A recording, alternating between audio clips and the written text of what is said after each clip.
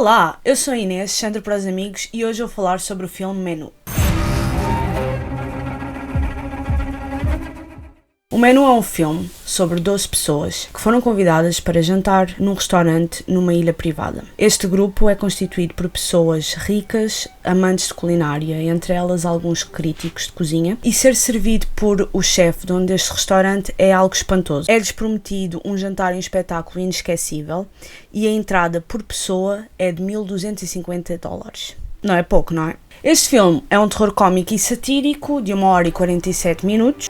Neste momento tem 7.5 no IMDb, 88% de aprovação da crítica e 76% de aprovação da audiência no Rotten Tomatoes. Já quanto ao elenco, este filme tem caras facilmente reconhecíveis. Sim, todas as personagens fizeram otimamente o seu papel, no entanto quero destacar os nossos 3 protagonistas. Temos a maravilhosa Anya Taylor-Joy, que interpreta a nossa Margot. Margot é a nossa sassy protagonista. Acho que nunca vi a Anya Taylor-Joy fazer uma personagem do qual eu não gostasse. Ralph Fiennes é o nosso chefe e tenho que admitir que fiquei chocadíssima quando vi que o homem tinha quase 60 anos. Muito bem conservado. E por fim temos o Nicholas Hoult, que é o nosso ranhoso e intitulado Tyler. Quanto a este vídeo, vai ser dividido em 3 partes. Na primeira parte vou falar um bocadinho sobre o filme numa generalidade, depois vou contar-vos algumas curiosidades da produção e por fim quero falar um bocadinho convosco sobre o filme, principalmente sobre as suas personagens e estrutura narrativa, já na parte com spoilers. Eu vou avisar ao longo do vídeo quando chegarmos a essa parte. Este filme é um thriller dirigido por Mark Malouf, que satiriza a indústria da culinária, tanto os chefes, como críticos, como os entusiastas. Principalmente todos aqueles que glamorificam e intelectualizam demasiado esta arte.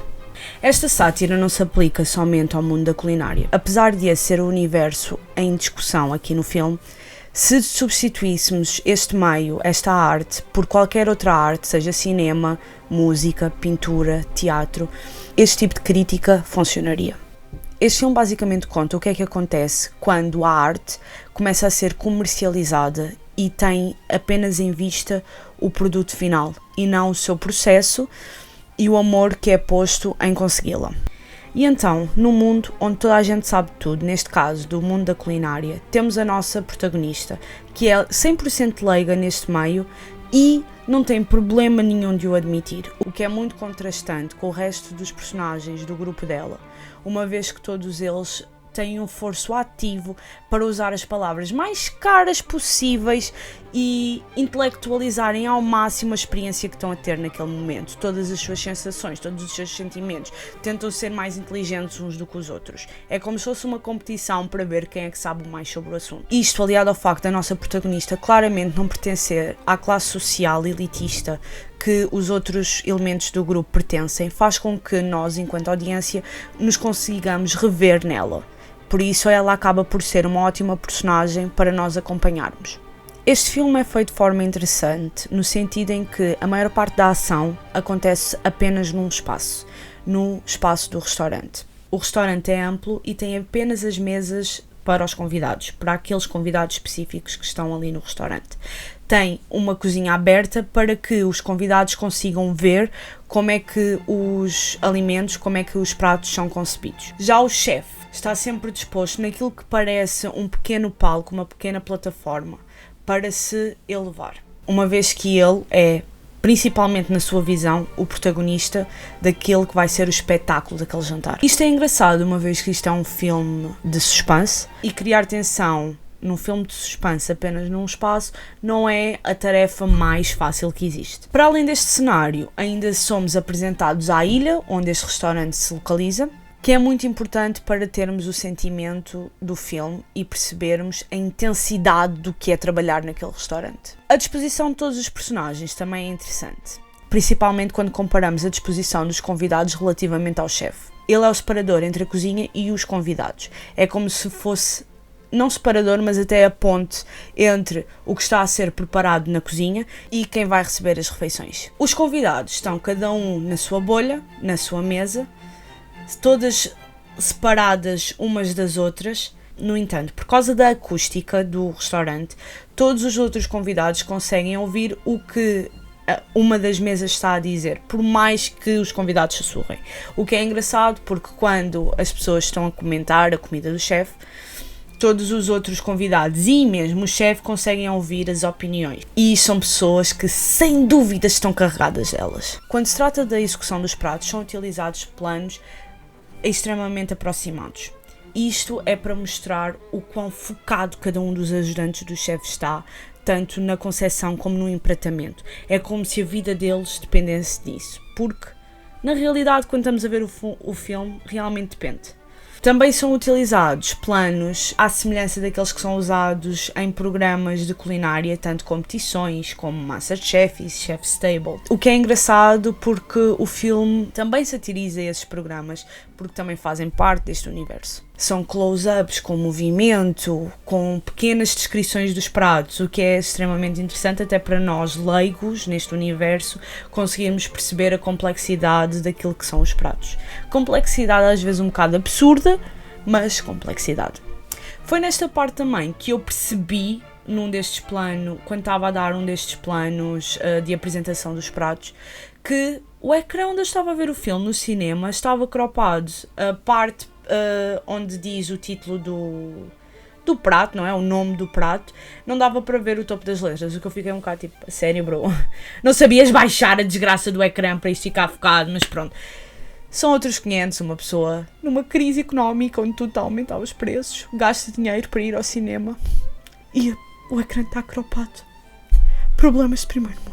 Quanto à estrutura narrativa do filme, nós no início pensamos que estão lá as personagens todas sentadas num restaurante super, hiper, mega caro, quem é que paga tanto dinheiro para uma experiência de comida? Eu sei que não tenho esse tipo de budget, mas depois de repente as coisas começam a tomar outros rumos. Começamos a ver que algumas personagens já se conhecem e que a tensão e a concentração absurda dos ajudantes com o chefe é estranha, e à medida que os pratos vão sendo apresentados, vão sendo servidos, os riscos de se estar a jantar naquele restaurante aumentam. No entanto, no final da emissão, fiquei com a sensação que me faltava algo no âmbito da tensão. Acho que é principalmente pelo facto de, para além da Margot, eu não me importava com nenhum dos outros personagens.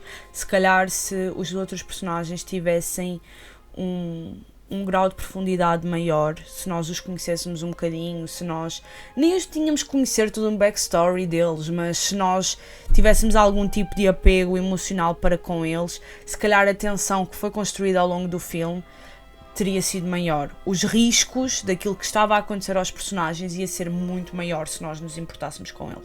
Claro que isto aqui é subjetivo, porque não é por eu não me ter importado muito com os outros personagens que o resto das pessoas não se vai importar, mas pronto, isto aqui pelo menos foi o que eu senti ao ver o filme. No entanto, o filme é uma boa experiência, é um bom filme para se ver, aconselho até ver no cinema porque ele ainda está em cartaz.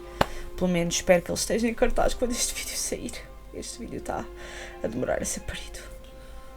Agora vamos falar um bocadinho sobre a produção. O filme começou a produção em setembro de 2021. Os pratos que aparecem no filme não foram pratos inventados pelo realizador porque ele era um mestre da culinária. Não, foi convidada uma chefe renomada francesa que foi a primeira mulher, aliás, a conseguir 3 estrelas Michelin num restaurante dos Estados Unidos. Concebeu todos os pratos que aparecem no filme, a Dominique Crane. Esta chefe participou no programa Chef's Table e foi-lhe dada uma descrição do chefe Slowick para que ela conseguisse entrar na sua psique e a partir daí construir pratos que refletissem a sua personalidade. Ou seja, este prato representa os gostos, personalidade e mensagem que o chefe Slowick, que o chefe Slowick queria passar no filme e não que a Dominique queria passar. Para além de que este menu ainda reflete um bocadinho o que é a ilha, que é tão importante e é tão explorada também neste filme. Não explorada visualmente, porque como eu disse, a maior parte do filme passa-se no restaurante, mas explorada a nível de concepção, uma vez que o facto do restaurante ser numa ilha é importante. Os pratos tinham que parecer bonitos, mas sem vida, sem o amor que é tão marcante quando se refere à culinária. tinham que refletir a ilha e tinham que refletir a história do próprio filme. A produção ainda contou com alguns elementos da produção do programa Chef's Table, o que foi muito importante para o realismo do filme, principalmente naqueles planos que eu referi há pouco, que eram bastante similares ao que aparece em programas de culinária. Ainda houve alguns peritos que estavam no set para explicar a toda a gente como é que funciona um restaurante. Muitos elementos ajudantes do chefe no filme são pessoas com background na culinária e os seus postos no filme são os postos do qual eles próprios são especialistas no mundo real. Neste filme, o chefe e todos os seus funcionários comportavam-se como se estivessem num esquadrão, quase como se fosse um esquadrão militar, a sério. E isto fez com que toda a dinâmica da equipa parecesse um bocadinho cultish. E agora, falando em cultos, vamos passar à terceira parte do vídeo, agora com spoilers. Por isso, o filme está no cinema, vão ver o filme e depois passem por cá para ver a terceira parte do vídeo. Se não se importarem com spoilers, a vida é vossa, podem continuar a ver o vídeo que eu aceito ficar na mesma.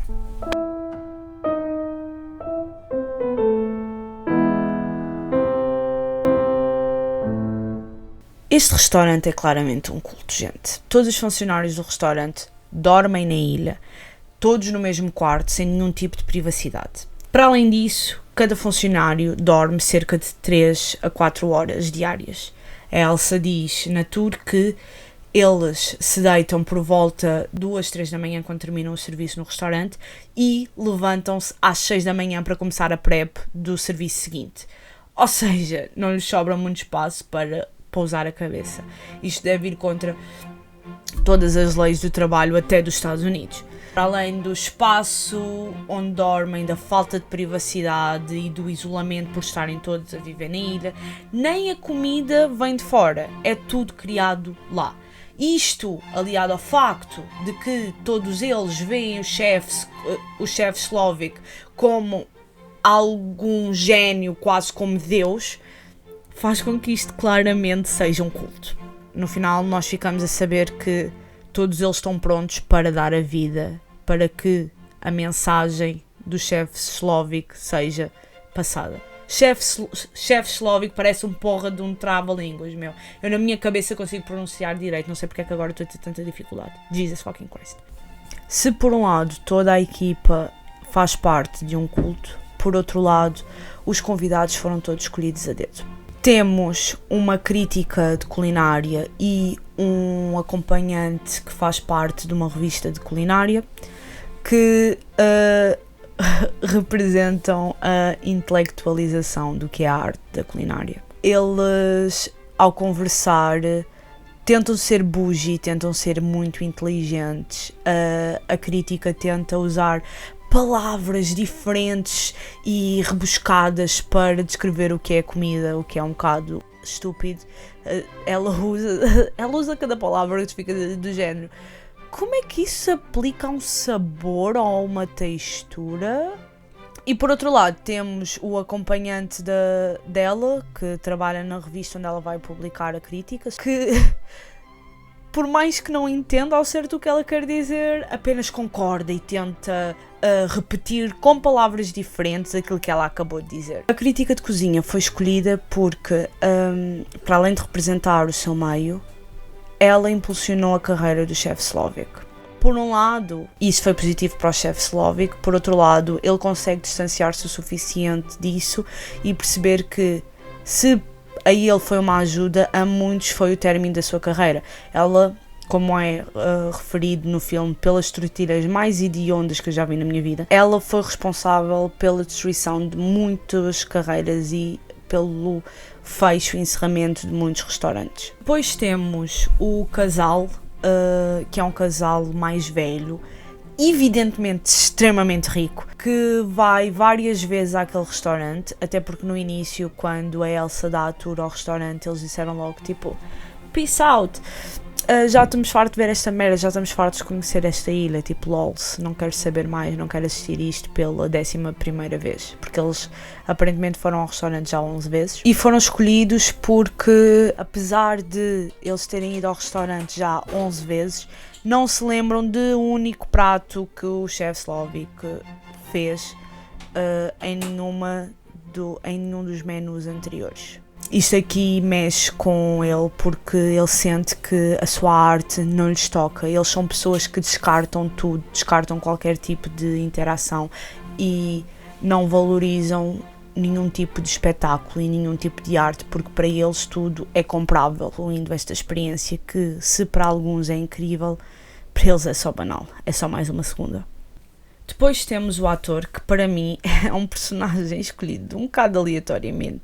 O ator foi com a sua RP e foi escolhido porque é um ator em término de carreira e ele aceitou ir ao restaurante porque, primeiro, o renome, segundo, ele próprio quer começar um programa de culinária onde pretende viajar pelo mundo a experimentar pratos de todo o lado e, como crítica, quer olhar para o horizonte, fingir uma cara de orgasmo e dizer o quão incrível é o prato. Se isto aqui não é prego no caixão para chegar ao ponto da mensagem do filme, eu não sei o que é. A motivação pela rapariga, a RP deste ator, ainda é mais estúpida porque ela aparentemente merece morrer porque não tem dívidas de universidade. Acho que toda a gente sabe que nos Estados Unidos para estudar é preciso uma pipa de massa e como ela estudou em Brown e não tem dívidas de tuition, não é digna o suficiente para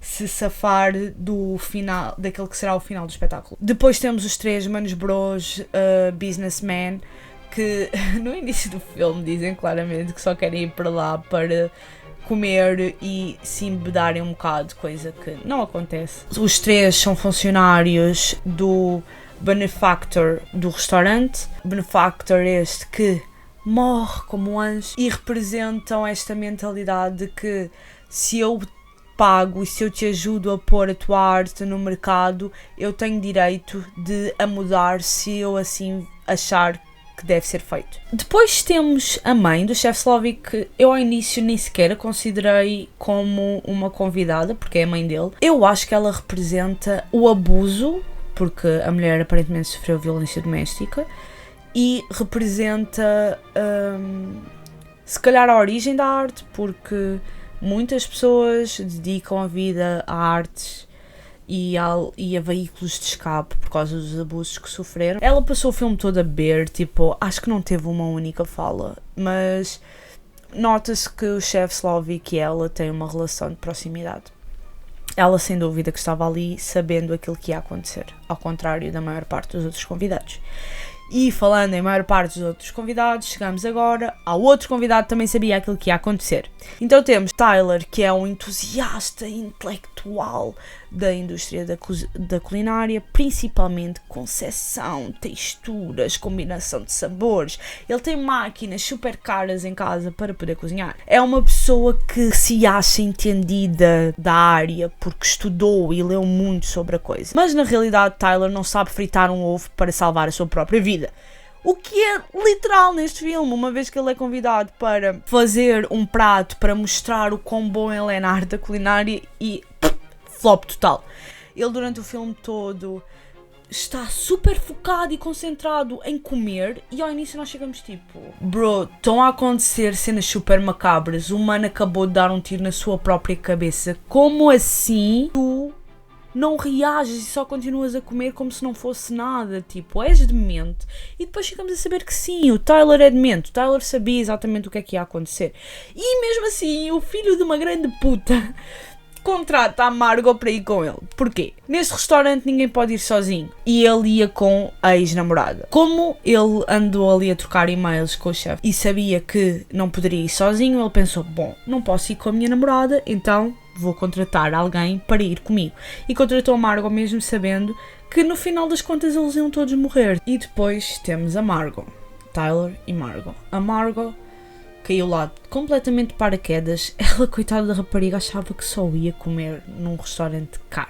Como não era o nome dela que estava na reserva e não foi ela que foi selecionada pelo chefe, A presença da Margot no restaurante é algo que afeta muito o chefe. A Margot é um mistério que o chefe Slavoj tem que resolver antes do serviço do seu menu termine. Ele tem uma mensagem que quer passar e para isso tem que saber em que caixinha é que a Margot se encaixa. O espetáculo do chefe está meticulosamente planeado e de repente aparecer uma wild card é algo que não podia acontecer na sua cabeça. Ele, com este espetáculo, com este menu, quer passar uma mensagem de vocês que são servidos não merecem aquilo que recebem. Acho que a primeira vez que isto está realmente evidente no filme é quando ele explica que o pão sempre foi o elemento do povo, para depois não lhes servir o pão, porque afinal eles não são o povo, eles não são os serventes, eles não são o homem comum, eles são elite, eles são servidos. Como o chefe Slavoj tem tanto que entender se a Margot é servente ou servida para a sua mensagem ser realmente transmitida, ele está sempre a observar os passos dela. Apesar de ele ser uma pessoa que acha que já se desconectou dos egos, ele não tem o distanciamento suficiente para perceber que ele também é servido em certas circunstâncias. Apesar de ele culpabilizar a perda de amor em cozinhar, ele também é responsável por isso. E ele, apesar de admitir alguns erros, ele não tem a maturidade para perceber isso. Acima de tudo, e apesar de ele ter razão, no sentido que são pessoas que acham que podem meter o bedelho naquilo que ele faz, ele também tem que perceber que foram aquelas pessoas que lhe deram as ferramentas para ele chegar onde está. No fim de contas, ele é exatamente aquilo que quer destruir. Ele projeta as suas frustrações nos seus semelhantes, tentando manter sempre a sua superioridade moral. Ele quer destruir aqueles que têm dinheiro, sendo que ele tem um restaurante numa ilha privada e é, sem querer querendo, líder de um culto. Ele está no topo da sua hierarquia. Ele quer ser idolatrado e a Margot não lhe dá isso. E isso é outro dos motivos para o qual ela lhe prende completamente a atenção. Margot é honesta, não come quando não quer e, acima de tudo, não o idolatra. O trabalho dela é literalmente perceber o que é que faz as pessoas felizes e foi exatamente isso que ela fez com o chefe. No final do filme, numa última tentativa de sobrevivência, Margot diz ao chefe: eu não estou só com fome, eu estou esfomeado e quero um hambúrguer feito com amor.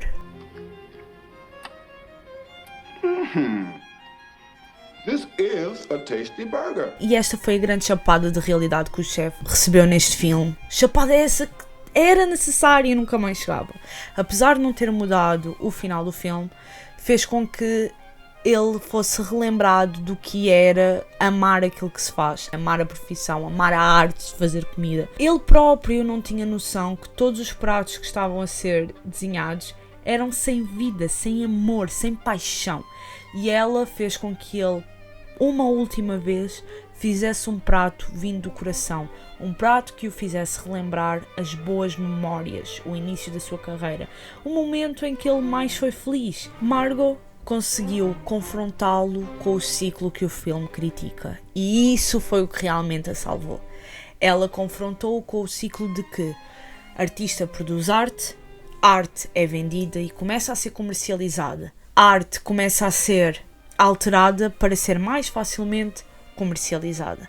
O artista perde o amor pela arte que faz e o público deixa de gostar da arte que outrora amou, porque mudou. E pronto, e depois no fim eles morrem todos menos a Margot, que come um hambúrguer feliz da vida, sentada num bar. Isto foi o filme que eu achei do filme. E vocês, o que acharam? Já viram o filme? Ainda não viram? Vão aproveitar para vê-lo no cinema? Não? Comentem o que acharam aqui em baixo. Se gostaram do vídeo, ponham like. Se acharam interessante, partilhem. Se estiverem interessados a ver mais vídeos, subscrevam o canal. Eu vou continuar deste lado a fazer vídeos sobre filmes. Espero ver-vos numa próxima. Bye!